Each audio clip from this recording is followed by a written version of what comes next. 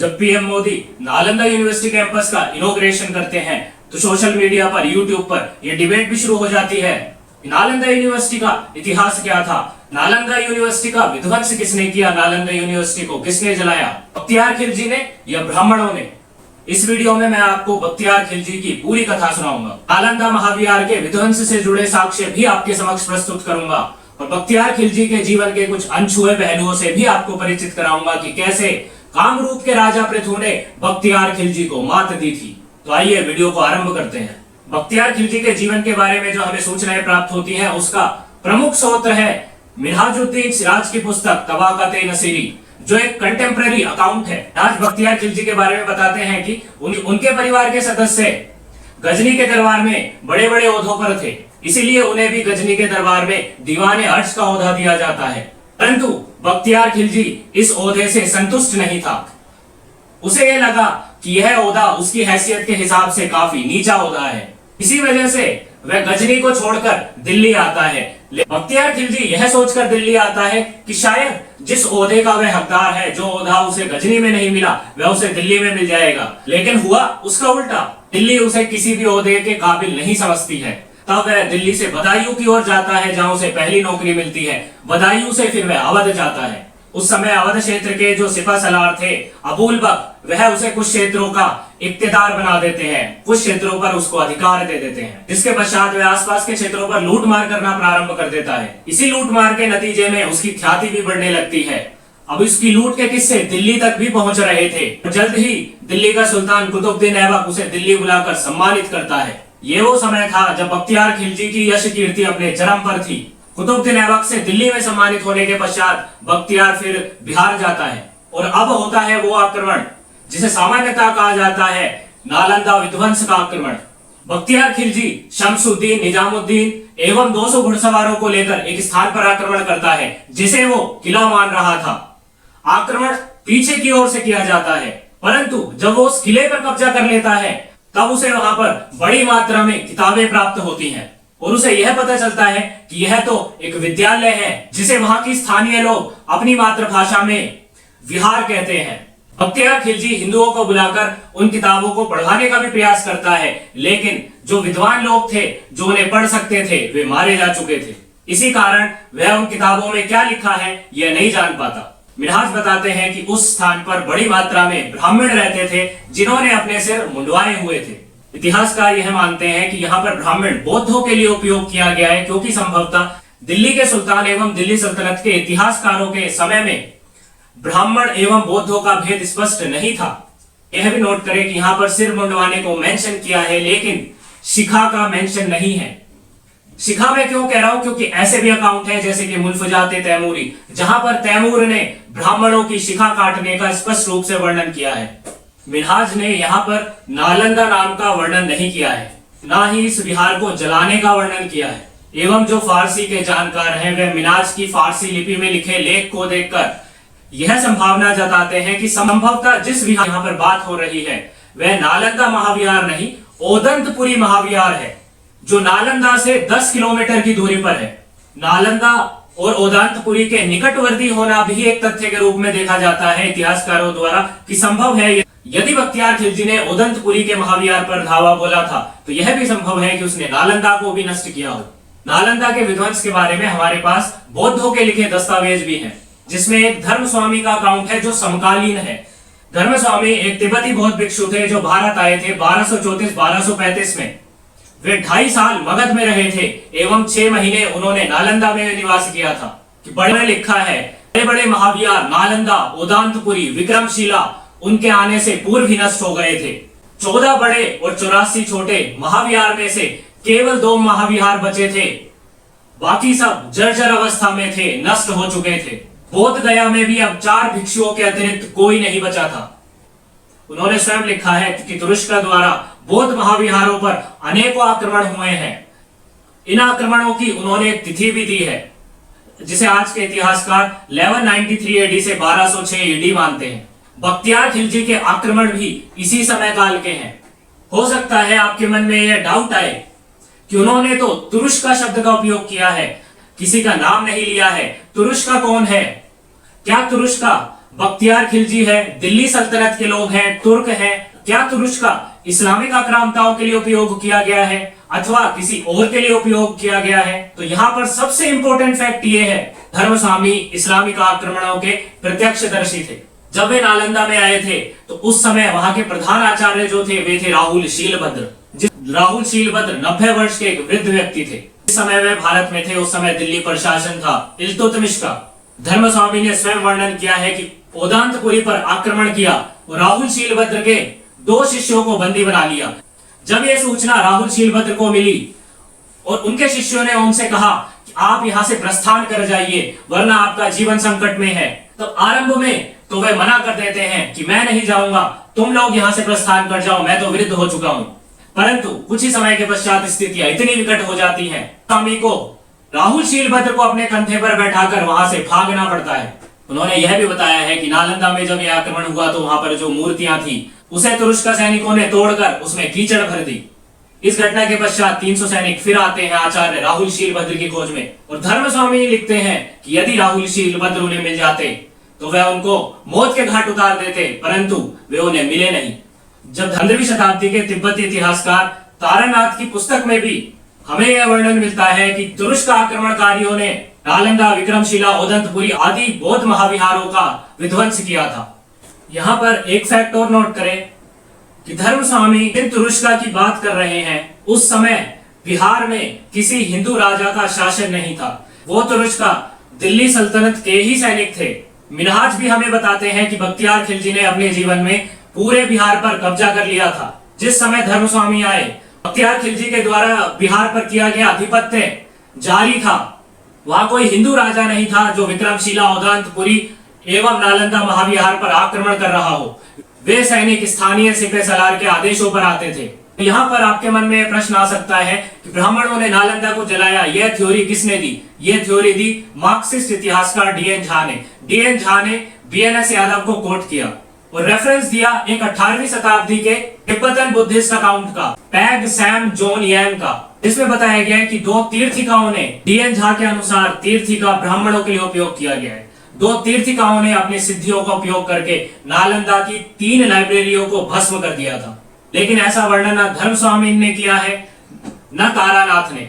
उनकी दृष्टि में दोषी स्पष्ट है, तुरुष्क का आक्रमणकारी है। डीएन झा ने बीएनएस यादव को कोट करते हुए ही इस अकाउंट का रेफरेंस दिया है, लेकिन वे भूल गए कि बीएनएस यादव ने स्वयं इसे एक डाउटफुल सोर्स माना है, क्योंकि इसमें ऐसे कई विवरण हैं जिन्हें पढ़कर ऐसा लगता है कि वह साहित्य अधिक है, इतिहास कम। अब नालंदा से आगे चलते हैं बंगाल की ओर, क्योंकि बख्तियार खिलजी बिहार पर अधिपत्य करने के पश्चात नवद्वीप एवं नादिया की ओर कूच करता है, जहां पर सेन वंश का शासन था और वहां के राजा थे लखमनिया अथवा लक्ष्मण सेन। मिनहाज ने बताया है कि लक्ष्मण सेन को उसके ज्योतिषियों ने सूचित किया था कि उसके साम्राज्य का अंत तुर्कों द्वारा होगा। तो लक्ष्मण सेन को यह पता चलता है तो वह अपने ज्योतिषियों से पूछता है, क्या बख्तियार खिलजी वही तुर्क है जो मेरे साम्राज्य का अंत करेगा? क्या यह पता लगाया जा सकता है? अब उसके ज्योतिषी उसे विशेषता बताते हैं कि वह जो व्यक्ति होगा उसके हाथ घुटने से भी नीचे तक जाते होंगे। राजा लक्ष्मण सेन अपने गुप्तचरों द्वारा यह पता करवाते हैं कि क्या बख्तियार खिलजी में यह विशेषताएं हैं। अब उन्हें पता चलता है कि बख्तियार खिलजी के हाथ घुटनों से नीचे तक ही जाते हैं। जब यह सूचना प्रजाजनों में फैल जाती है तो अनेकों प्रजाजन नवद्वीप को छोड़कर शंखनाद कामरूप में शरण ले लेते हैं। बख्तियार खिलजी अपने 18 घुड़सवारों के साथ अश्व के व्यापारी के वेश में नगर में प्रवेश कर जाता है। नगर में प्रवेश करने के पश्चात वे लोगों पर धावा बोल देते हैं। जब यह सूचना लक्ष्मण सेन को मिलती है तो मिनहाज के अनुसार लक्ष्मण सेन नंगे पैरों भाग जाते हैं और बख्तियार खिलजी ने 18 घुड़सवारों के साथ ही राज्य के कोष, राज्य की स्त्रियां, राज्य के सेवकों पर अपना आधिपत्य जमा लिया। इस पूरे प्रकरण में राय लक्ष्मण सेन का जो व्यवहार है उसको लेकर इतिहासकारों में 2 मत हैं। कुछ इतिहासकार उनके व्यवहार को कायरतापूर्ण बताते हैं, वहीं दूसरे इतिहासकार पूर्वी एवं पूर्वोत्तर भारत के राजाओं की एक रणनीति का भाग बनाते हैं जो वनों में, जंगलों में युद्ध करने में निपुण होते थे। अनेकों अवसरों पर जब आक्रमणकारी उन पर हमला करते थे तो वे नगरों का त्याग करके वनों की ओर चले जाते थे और वहां से वे युद्ध लड़ते थे। यहाँ एक तथ्य यह भी है, बख्तियार खिलजी ने राजा लक्ष्मण सेन को अवश्य पराजित किया हो, परंतु बख्तियार खिलजी के आक्रमण से सेन वंश समाप्त नहीं हुआ था। सेन साम्राज्य के मिले इंस्क्रिप्शन से यह स्थापित होता है कि उनकी 3 पीढ़ियों ने बख्तियार खिलजी के बाद भी राज्य किया था। नवदीप पर कब्जा होने के पश्चात बख्तियार खिलजी ने लखनौती को अपनी राजधानी बनाया। नवदीप लखनौती पर अधिपत्य होने के पश्चात वह यह सोचता है क्यों ना तिब्बत और तुर्किस्तान पर अधिपत्य किया जाए। तिब्बत और तुर्किस्तान को फतेह करने का अभियान जो वो मुकम्मल करना चाहता था, उसके लिए जो वो मार्ग चुनता है वो मार्ग कामरूप से होकर जाता था। इस अभियान में वे आरंभ में तिब्बत एवं लखनौती के मध्य में जो पर्वत श्रृंखलाएं थी उन पर निवास करने वाली कुछ जनजातियों को बंदी बना लेता है एवं उन्हें इस्लाम में परिवर्तित भी कर देता है। फिर वह पहुंचता है बागमती नदी के सामने, जिसे मिनहाज ने कहा है कि वह गंगा नदी से 3 गुना बड़ी थी। वहां के लोग और स्थानीय भाषा में उसे समुद्र भी कहते थे। इतिहासकारों के अनुसार बागमती नदी ब्रह्मपुत्र नदी अथवा तीस्ता नदी हो सकती है। अब बख्तियार खिलजी के सामने सबसे बड़ी चुनौती थी कि इस नदी को पार कैसे किया जाए। अब 10 दिन की मेहनत के बाद बख्तियार खिलजी की सेना को उस नदी पर तराशे हुए पत्थरों का एक पुल बना दिखाई देता है। उसकी सेना उस पुल की सहायता से नदी को पार करती है। जब बख्तियार खिलजी नदी को पार कर लेता है तो इस घटनाक्रम की सूचना राजा पृथु तक पहुंचती है। राजा पृथु उसे संदेशा भेजते हैं कि वह अपने इस अभियान को 1 वर्ष तक स्थगित कर दे। यदि उसे 1 वर्ष में बख्तियार खिलजी राजा पृथु से कुछ सहायता मांगना चाहता है तो वह सहायता देने के लिए तत्पर है। लेकिन बख्तियार खिलजी इस परामर्श को नहीं मानता। बख्तियार खिलजी 15-16 दिन दुर्गम वनों में यात्रा करने के बाद एक दुर्ग के निकट पहुंचता है। संभवतः वह कामरूप का ही एक दुर्ग था। बख्तियार खिलजी की सेना उस दुर्ग के आसपास लूट मार मचाना प्रारंभ कर देती है, परंतु शीघ्र ही उन पर आक्रमण हो जाता है। बख्तियार खिलजी के जीवन का यह पहला अवसर था जब वह एक युद्ध कर रहा था। अभी तक उसने केवल लूटपाट की थी, किसी सेना से युद्ध नहीं किया था। प्रातः काल से संध्या काल तक यह युद्ध चलता है जिसमें बख्तियार खिलजी की सेना की भारी हानि होती है। बख्तियार खिलजी पर जिस सेना ने आक्रमण किया था, मिनहाज ने उसके बारे में यह लिखा है कि उस सेना का प्रमुख हथियार बांस से बने भाले थे और उनके पास बड़े बड़े धनुष भी थे। जब युद्ध का अंत हो जाता है तो बचे कुचे जो बख्तियार खिलजी के सैनिक थे, उन्होंने जिन आक्रमणकारी सैनिकों को बंदी बनाया था वे उन सैनिकों से उनके बारे में पूछने का प्रयास करते हैं। तब उन्हें एक सूचना मिलती है कि पास ही में एक क्षेत्र है जिसे करबत्तन कहा जाता है। वहां से 50,000 अश्वरोही धनुर्धारी शीघ्र ही यहाँ पहुंचने वाले हैं। मिनहाज ने स्वयं बताया है कि करबत्तन के जो निवासी हैं वे ब्राह्मण और नूनी हैं। उस नगर में अश्व बड़ी संख्या में बेचे जाते हैं। प्रतिदिन लगभग 1,500 घोड़े बेचे जाते हैं जिन्हें करबत्तन के बाजार से खरीदकर लखनौती लाया जाता है। जब बख्तियार खिलजी की सेना को यह सूचना मिलती है कि 50,000 घुड़सवार हमारे ऊपर आक्रमण करने वाले हैं, वैसे ही जिस सेना के हौसले युद्ध लड़कर पस्त थे वे और पस्त हो जाते हैं। उसके बाद बख्तियार खिलजी वापस लौटने का निश्चय करता है। वापस लौटते वक्त बख्तियार खिलजी की सेना की क्या दुर्दशा थी, इसका वर्णन मिनहाज ने कुछ इस प्रकार किया है। जब वे वापस लौट रहे थे तो उन्हें घास का एक तिनका और लकड़ी की एक टहनी तक दिखाई नहीं दी। स्थानीय निवासियों ने सब जला दी थी। 15 दिनों तक पशु और घोड़ों को एक सेर अनाज और घास का एक तिनका तक नसीब नहीं हुआ। यही नहीं, उनके सिपाहियों को अपने घोड़े मारकर खाने पड़े। और जब वे बागमती नदी तक पहुंचे इस उम्मीद में कि वे पुल पार कर लेंगे, तब उन्होंने पाया कि राजा पृथु ने तो पुल का ही विध्वंस कर दिया है। अब बागमती नदी पर कोई पुल नहीं था। अब उनके पास 2 ही विकल्प थे, या तो पुल पार ना करें, वहीं पर रुक जाएं, अपनी तैराकी की प्रतिभा से ही पुल पार करें, क्योंकि अब वहां नौकाएं भी उपलब्ध नहीं थी। अंततः स्थिति इतनी विकट हो गई, ऐसे इस्लामिक आक्रांता को जिसे काफिरों के विध्वंस पर गर्व हुआ करता था, उसे अब मंदिर में शरण लेनी पड़ी। जब राजा पृथु को इस तथ्य की सूचना मिली, बख्तियार खिलजी ने मंदिर में शरण ली है, तो उन्होंने मंदिर के चारों ओर बांस के डंडे गड़वा दिए और उन्हें जाली से बांध दिया ताकि बख्तियार खिलजी और उसके सैनिकों को मंदिर से भागने में असुविधा हो। ये इन प्रकार बख्तियार खिलजी वहां से भागने में सफल रहा। तो बख्तियार खिलजी की सेना ने तैर कर ही उस नदी को पार करने का निश्चय किया, जिसकी परिणति यह हुई कि बख्तियार खिलजी तो नदी को पार करने में सफल रहा, उसकी ज्यादातर सेना, पशु और घोड़े नदी में ही डूबकर मर गए।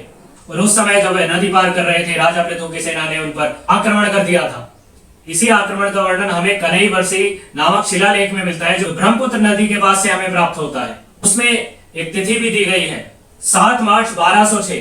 मिनहाज ने स्वयं बताया है कि इस घटना ने उस बख्तियार खिलजी को जिसे कभी दिल्ली ने सम्मानित किया था, उसकी यश कीर्ति को ऐसा धब्बा लगाया जिससे वह कभी उभर नहीं पाया।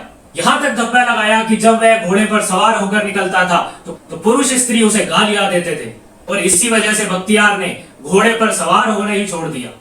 इसी कलंकित घटनाक्रम के कारण यह भी कहा जाने लगा कि सुल्तान गाजी पर कोई आफत आ गई है, जिसके कारण सौभाग्य ने उसका साथ छोड़ दिया है। इस घटना के पश्चात बख्तियार खिलजी शीघ्र ही बीमार पड़ जाता है, जिसका लाभ उठाकर उसी का अमीर अली मर्दन उसकी हत्या कर देता है। यहाँ पर राजा पृथु ने जिस टैक्टिक्स को अपनाया था उसे मिलिट्री वॉरफेयर के टर्म्स में स्कोर्स और टैक्टिक्स भी कहा जाता है, जिसे रोमन जर्नल्स ने भी कार्थेजियन ट्राइब्स और जर्मेनिक ट्राइब्स के विरुद्ध यूज किया है। इसी स्कोर्स और टैक्टिक का उपयोग घोड़ा टीला भी करते थे और बाद में मंगोलों ने भी किया। इस टैक्टिक का उद्देश्य होता है अपने शत्रु को हर प्रकार की खाद्य सामग्री से वंचित कर देना, ताकि उसका हौसला पस्त हो जाए और आधी जंग वह वैसे ही हार जाए, और जब शत्रु इस दयनीय स्थिति में हो तब शत्रु पर आक्रमण कर विजय हासिल करना। इस वीडियो के अंत में मैं आशा करता हूं कि आपको बख्तियार खिलजी का इतिहास, नालंदा यूनिवर्सिटी से जुड़े साक्ष्यों की सत्यता एवं कामरूप के राजा पृथु की वीरता से परिचय हो गया होगा।